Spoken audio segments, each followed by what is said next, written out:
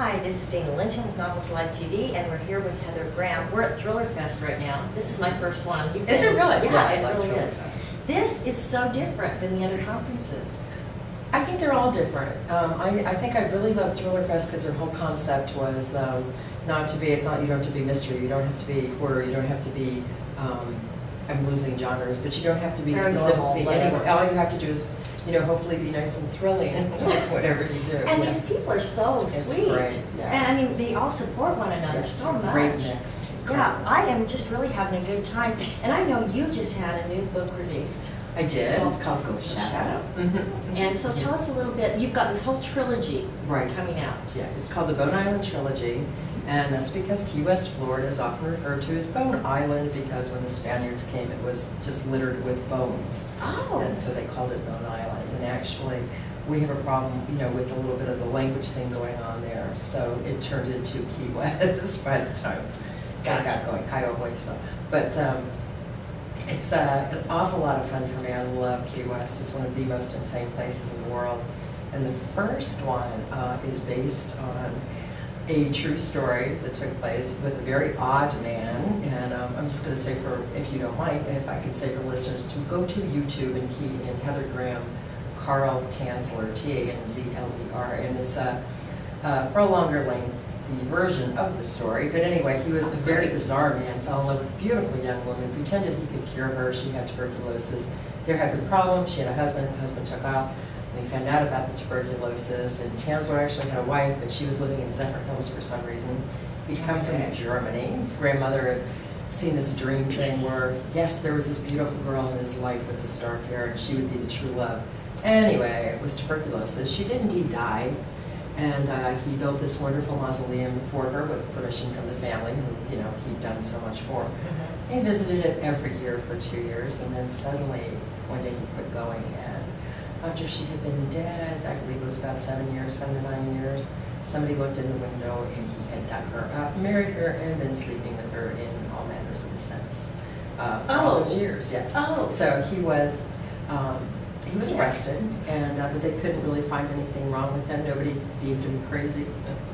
So he left, and here's the odd part of the story. His wife helps him in Zephyr Hills after all this. So, but he was in parade. He was in all the national magazines, and apparently they didn't put out the bit that, you know, he knew her in every sense. In every sense. Yes, they didn't put that out back then. So and people this thought it was was a love story. Like the early 1900s or something? This was, I'm trying to think, it was actually like the 1930s, something like that.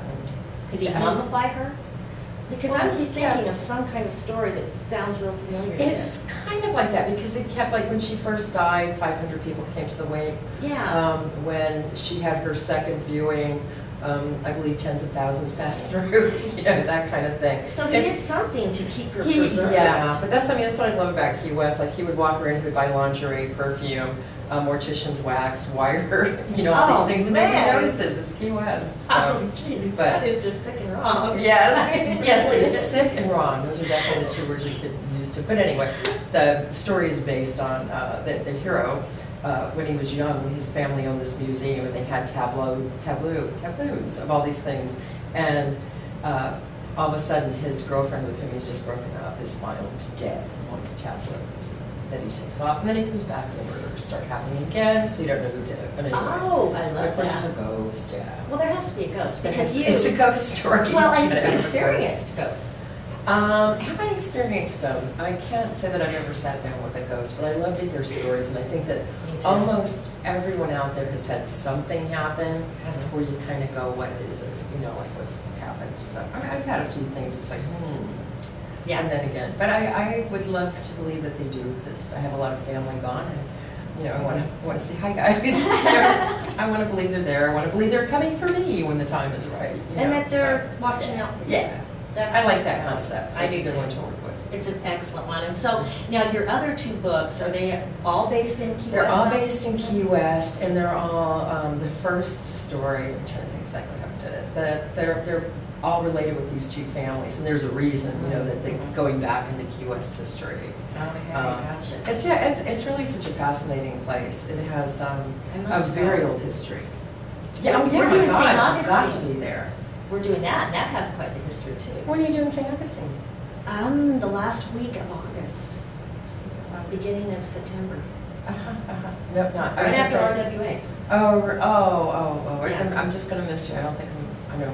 We do something they're called Florida Heritage Festival. Which is, fun. Yeah. Actually, it's where I met Steve and Liz Berry and a lot of those people for the first time. So fun. Yeah. Well, you are an amazing writer, and I'm in awe. It's like I worship thank you. Thank you know, thank you're just so Thank you. That's prolific. terrifying. That's terrifying. I know. I hate it when people say something like that, but you are an inspiration to a lot of women. Well, thank you. And that you can write something other than romance and make it really, really good, and still have romantic elements in it. But well, I think that's what's so exciting about this time that we're in right now as writers, because I think we've finally broken so many of the preconceived taboos. You know, I mean, like it's a story, and it's got this element, that element, that element. And obviously books have to be shelved somewhere.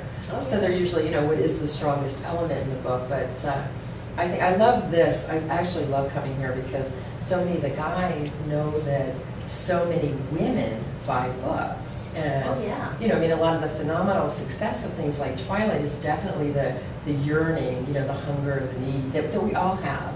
And so everybody tries to give, you know, I get my technical know-how or whatever from a lot of, you know, the friends I meet here, and they get some little romantic tidbits from a lot of us who have been in, you know, and the romance readers are such they're voracious. And voracious, exactly. And they will cross lines and they'll read things. So in fact, one of my favorite things is that some of the guys here have come to Romantic Times, and they're so cute because they don't want to share that information because they want to keep all the women here. All 3,000 of them. That's right, yeah. But they were great. I mean, they just added something to the convention this year. We all add to each other, so it's great to be together. And just the camaraderie here at this convention is just amazing. It's really nice. I am so impressed. And again, it's so good to see you again. Thank you. And I've got to get to New Orleans. Yeah. Hey, you're going to be in St. Augustine, and right at the end. Just come on up. Just make a left at the Panhandle. Well, that's Labor Day weekend, though. Yes, it is. Okay. Yeah. Well, thank you, Heather. Thank you so much.